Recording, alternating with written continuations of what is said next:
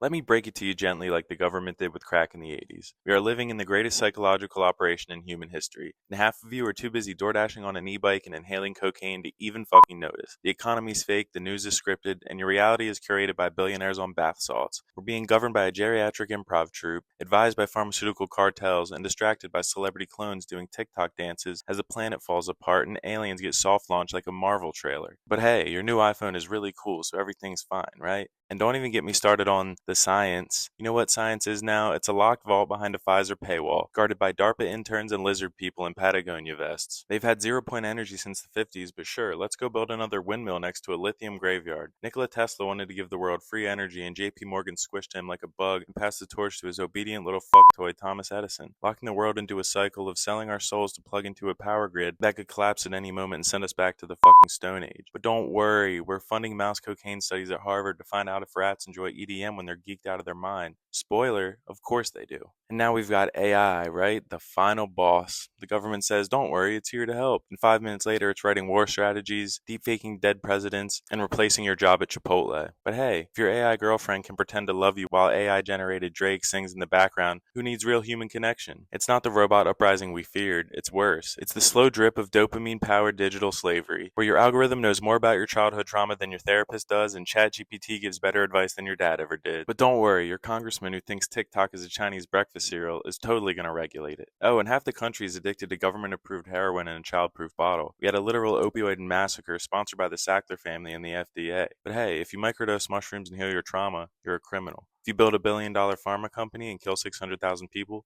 you're a philanthropist. And if you really want to see how far the empire has fallen, just take a field trip to Kensington, Philadelphia, aka America's first nodding zombie theme park. It's an open-air drug market sponsored by decades of failed policy and quiet approval. People are literally melting into the sidewalks like it's a fucking live-action The Last of Us. Cops drive by like it's a zoo exhibit, just federally subsidized dystopia where Narcan and needles are more available than clean water. But don't worry, the real threat is teenagers vaping in the fucking bathrooms. And then there's Elon Musk, the real life Tony Stark if Tony Stark had autism and a ketamine addiction. This guy's microdosing horse tranquilizers while tweeting about population collapse and launching rockets shaped like dildos into low Earth orbit. He's doing ketamine like it's a fucking productivity hack. Yeah, I just take a little bump and solve interplanetary logistics while I'm blasting the fuck off into a goddamn singularity K-hole. Meanwhile, you try the same thing and end up watching ancient aliens in your underwear crying about Atlantis and digging your fingernails into the carpet. But it's fine because when billionaires do drugs, they're visionaries. When you do drugs, you need 30 days of treatment and a 12-step program just to be able to talk to your fucking family again. And the government is just a cartel with a flag. You really think Congress runs the country? Bro, BlackRock has more power than God. They own your house, your boss, your bank, and your 401k. The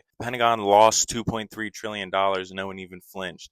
You lose $40 at a gas station ATM and you're in therapy for a fucking year. And while we're all busy arguing over pronouns and oil drilling, China is over there playing 4D chess with a 1,000-year plan and 1 billion people on speed. They've got AI-powered surveillance, social credit scores, and facial recognition toilets. And we're still debating whether TikTok is a threat while using it to live stream our mental breakdowns caused by the fucking digital lobotomy that is TikTok itself. They're buying up farmland, infiltrating universities, probably already own half of Congress, but sure. Let's keep pretending the real danger is some guy on mushrooms talking about Atlantis. China's got factories cranking out fentanyl precursors like they're candy, and America's too busy binge-watching serial killer documentaries and trying to figure out how to be an influencer to even fucking notice. It's not even a Cold War anymore, it's a silent takeover. And you're supposed to just go to work, pay your taxes, watch Netflix, pretend elections matter, drink iced coffee, and listen to wellness podcasts while the planet is run by sociopaths who eat adrenochrome and vacation in underground bunkers connected by a vast network of secret tunnels. So yeah, maybe I'm crazy. Maybe I've read too many declassified CIA documents. But if you can watch all this, the collapsing institutions, the puppet politicians, the rigged markets,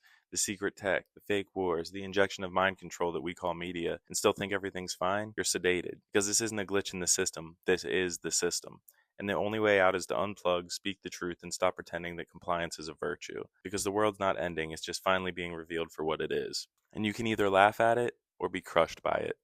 I love you all and thank you for being here.